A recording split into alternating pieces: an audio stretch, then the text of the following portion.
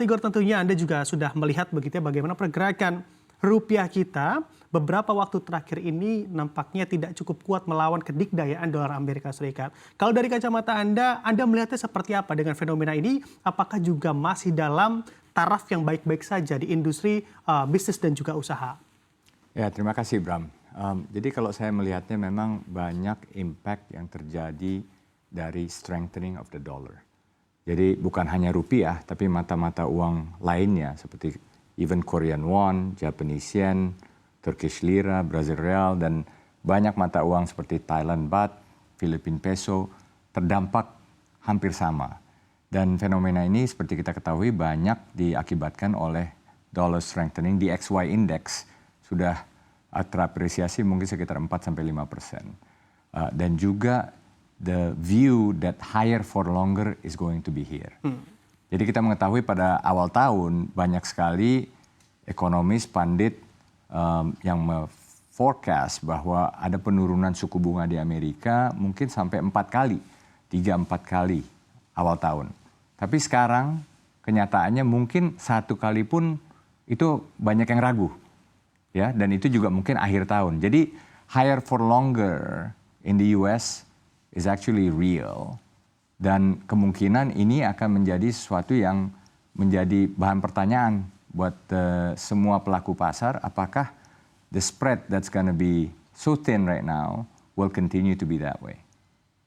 Kalau kita melihat spreadnya antara BI rate misalnya sekarang ya di 6,25, kita sudah melihat Bank Indonesia sudah menaikkan tempo hari BI rate secara bertahap. Tapi memang spreadnya sekitar 75 basis points dengan Fed rate. Ya. Dan kalau kita lihat jauh-jauh tahun sebelumnya itu sekitar mungkin bisa 250, 300 atau 400 basis points. Demikian juga dengan 10-year yields. 10-year yields waktu itu mungkin bisa sampai 450, 500 basis points dari perbedaan 10-year treasuries, US treasuries dengan 10-year Indonesian government yield. Tapi sekarang sudah jauh berkurang, 250 sampai 300 basis points. Jadi higher for longer di US, impact-nya itu kemana-mana. Bukan hanya di rupiah saja, tapi juga mata currency atau mata uang di negara-negara tetangga dan negara-negara berkembang lainnya.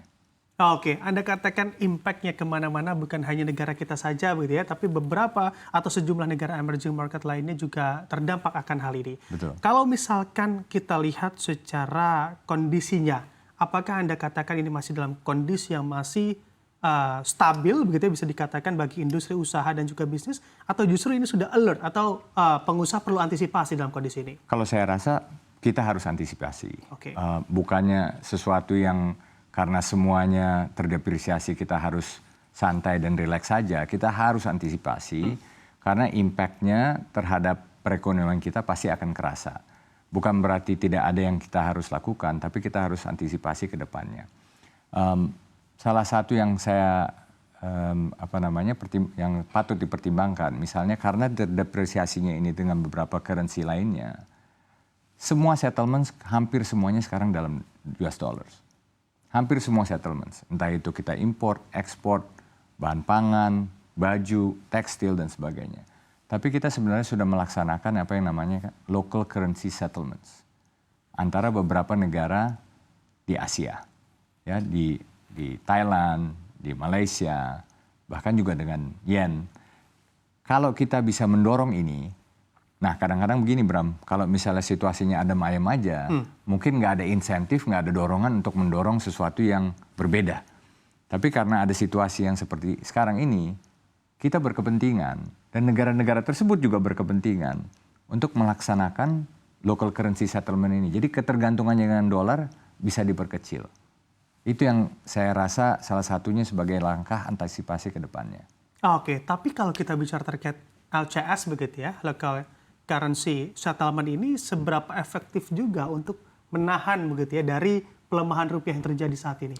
Saya rasa kalau ini didorong, tentu aja sekarang masih sangat kecil. Tapi kita harus dorong ke depannya, ini bisa menjadi sesuatu yang meaningful. Karena trade kita dengan US sebenarnya tidak sebesar trade kita dengan negara-negara lain. Dengan Singapura, dengan Jepang, dengan China.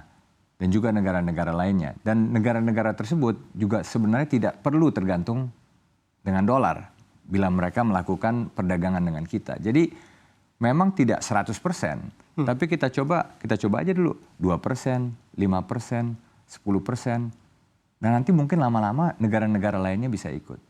Dan seperti saya katakan tadi, kalau adem ayem aja semuanya, mungkin semuanya akan berpikir, sama aja. Ini kan dolar juga segitu-segitu aja. Tapi dengan perkasanya dolar pada saat ini memberikan insentif bukan hanya kita loh. Negara-negara tersebut juga untuk, let's find a solution together. Oke, kalau kita lihat kebijakan pemerintah begitu ya Pak Tigor, ini juga Bank Indonesia sudah mengeluarkan terkait triple intervention-nya untuk bagaimana rupiah ini andai terdepresiasi tidak begitu dalam. Lalu Presiden Jokowi pun sontak juga memanggil KSSK ke istana, yang mana juga diharapkan mampu memberikan solusi terhadap kondisi yang terjadi saat ini dari pelemahan rupiah. Apakah Anda lihat sebetulnya di dunia bisnis dan juga usaha sudah mulai merasakan terkait hal-hal yang juga tentunya diupayakan oleh pemerintah atas pelemahan rupiah kita yang terjadi, Pak Tigor? Ya, jadi saya merasa Bram bahwa BI juga sudah melakukan beberapa langkah ya, seperti tempo hari juga interest rate-nya kenaikan interest rate itu tidak diantisipasi pasar, it's preemptive move tempo hari. BI juga ke pasar dengan SRBI yang juga untuk mencoba meredam the difference of the interest rate differential antara US dan Indonesian yield.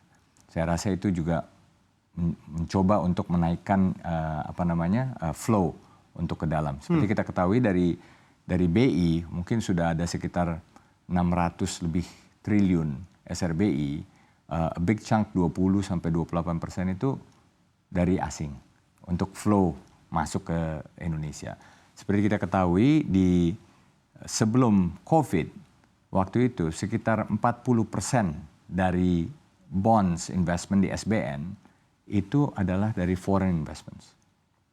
Sekarang hanya sekitar 14%. Jadi jauh berkurang. Dan kita mengetahui juga year to date sekitar 30-35 triliun outflow dari bond market. Ya, jadi saya rasa biar bagaimanapun di industri ini tergantung dengan what's going on in the financial markets. Jadi bagaimana menguatkan financial markets kita, saya rasa itu adalah salah satu tugas yang penting untuk menjaga kestabilan dari rupiah itu sendiri juga. Oke, menguatkan financial market. Apakah Anda juga melihat pemerintah sudah arahnya ke sana, Pak Tigor? Saya rasa memang arahnya ke sana. Ini memang bagaimana melakukan eksekusinya dalam getting the flow inside juga. Portfolio flow ini kan sangat volatile, ya. Dan bagaimana kita melakukan langkah-langkah untuk dapat memberikan inflow yang sangat konsisten ke dalam. Tapi juga saya merasa ke depannya bukan hanya dari financial markets, tapi the real sector juga harus mendapatkan perhatian yang secara khusus. Kita mengetahui bahwa FDI itu sangat penting untuk inflow masuk. Nah itu kita harus terus dorong. Selama ini banyak sekali hilirisasi yang masuk dari segi inflow. Akan tetapi bagaimana kita memasukkan inflow-nya itu juga untuk penciptaan lapangan kerja misalnya. Bagaimana untuk industri, bukan hanya untuk dari pertambangan dan mineral misalnya. Yang selama ini sangat membantu kita dari segi ekspor dan sebagainya, tapi kita juga harus melihat apakah perlu langkah-langkah yang lebih untuk FDI yang mendorong manufacturing, yang mendorong industri, yang mendorong lapangan kerja.